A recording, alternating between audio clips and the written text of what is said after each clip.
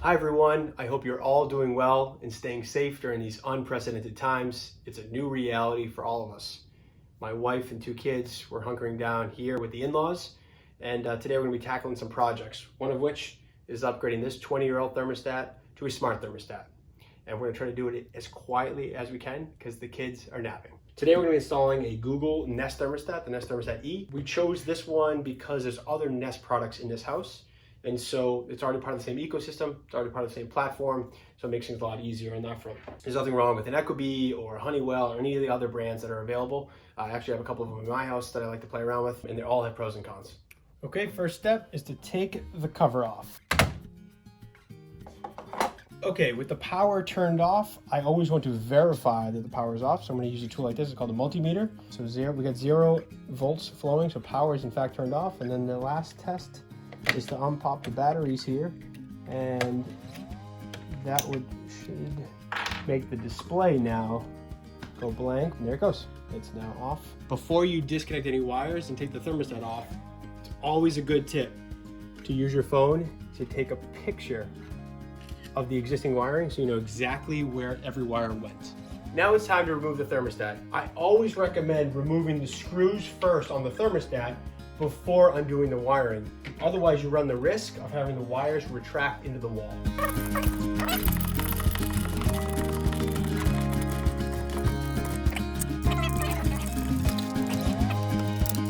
Okay, let's see how much room we have for the wire. Nice.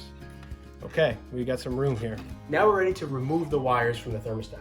I'm going to be using a mini slotted screwdriver to remove each wire from the terminal one by one. Anytime you're going to be upgrading your thermostat to a smart thermostat, you always want to check the compatibility of your existing wiring with the new thermostat. In our case, I've checked and we are compatible. We have 4 wires that are run. I would have loved to have seen 5 wires in this setup.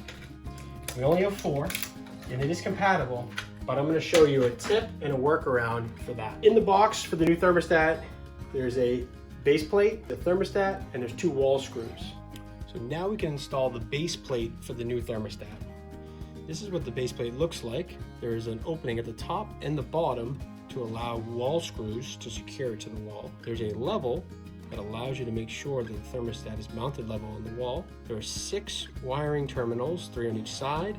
We're going to make connections to with our wiring. There's also a pin connector here for the thermostat. So let's snake the wires through the opening in the middle. Let's push it back to the wall. Let's make sure that it's level. And now we can install the wall screws.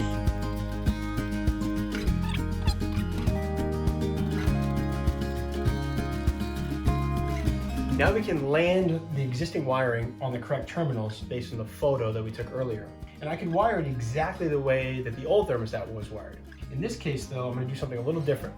The green wire, the G wire, I'm going to wire that to the common terminal or the C terminal. And the reason I'm going to do that is I want to provide this thermostat with 24 volts of power all the time. If I didn't do that, what I would end up having would be potentially a low battery because you'd be running off the internal battery. With a constant source of 24 volts, you're not going to run out of power because it's running off the 20-volt transformer. And one of the things you give up by doing that is your G wire is now providing power to this through the common. It's no longer going to switch the fan on or off. So you got heating and cooling with your thermostat, but you no longer have fan control. Let's land the wires on their correct terminals. So we have the red wire.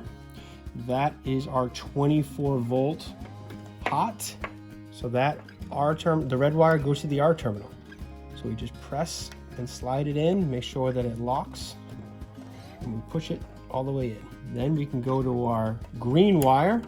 This would normally go to the G terminal, right? Green for G, but in this case, we're going to do something a little different. Like I mentioned, we're going to be putting it to the common wire or the C terminal.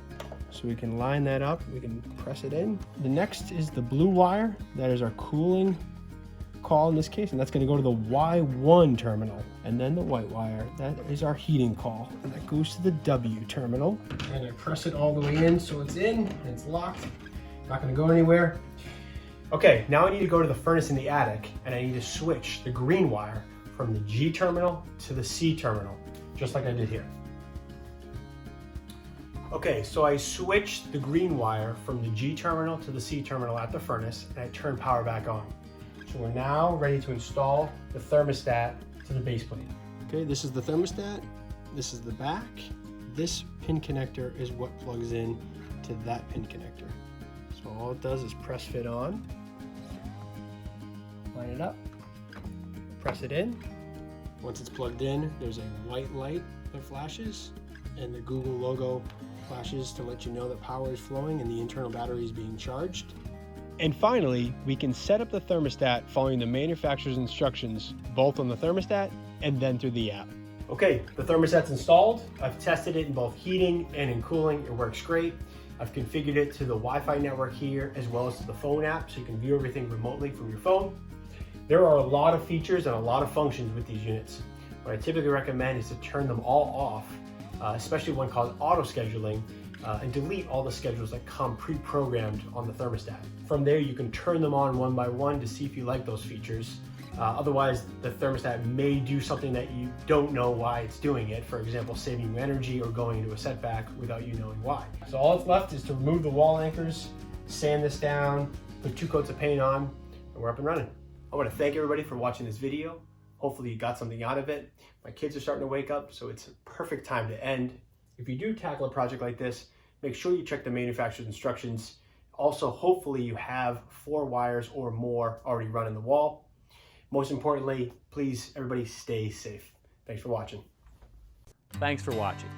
This Old House has got a video for just about every home improvement project, so be sure to check out the others. And if you like what you see, click on the subscribe button to make sure that you get our newest videos right in your feed.